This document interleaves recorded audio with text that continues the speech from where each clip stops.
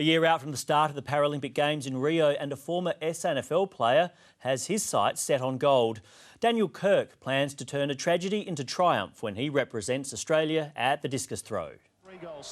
For Daniel Kirk, football was everything. What a leap from Kirk! The high-flying forward played 109 SANFL games in 12 seasons before it all came to a crashing halt. Good lead up by Kirk, couldn't take it on the chest. What appeared to be an innocuous injury was anything but.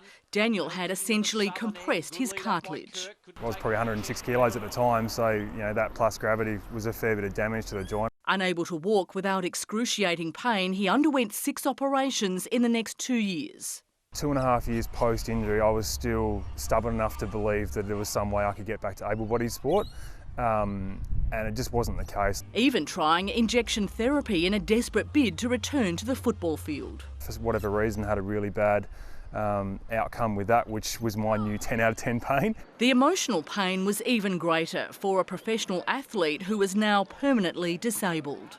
It's a real loss of identity.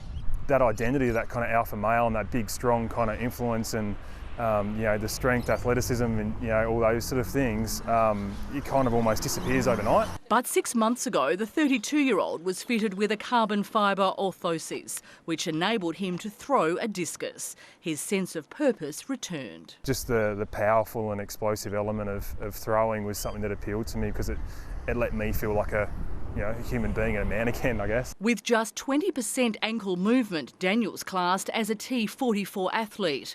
And despite only a few months of training, he's already thrown the Paralympic qualifying distance of 46.4 metres in practice.